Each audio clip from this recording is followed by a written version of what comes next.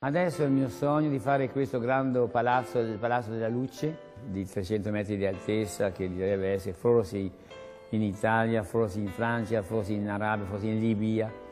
Diciamo che questo castello deve essere una struttura utilitaria ma abitabile. Né a Parigi né a Mosca il sogno dello stilista Pierre Cardin diventerà realtà a pochi chilometri da quel paese trevigiano, Sant'Andrea di Barbarana, che gli ha dato i natali quasi 90 anni fa.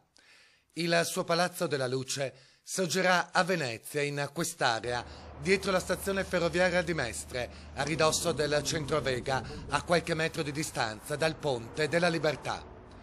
Nelle ultime ore la Giunta Zaia ha dichiarato l'opera di interesse regionale, garantendo quindi al progetto una corsia preferenziale.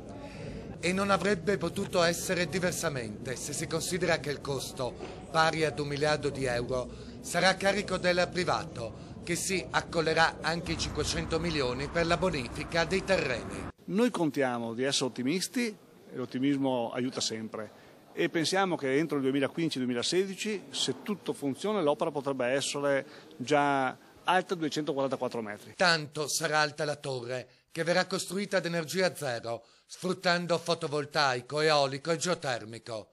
60 i piani, dove troveranno posto residenze, negozi, alberghi ed ovviamente l'Università della Moda. Pierre Cardin di fatto lo dobbiamo considerare come Lorenzo il Magnifico, Lorenzo de' Medici, ovvero il vero nostro mecenate. Usa fondi propri, soldi propri, ovvero 1,5 miliardi di euro, per realizzare questo intervento che diventa di fatto l'opera simbolo del Veneto a livello internazionale.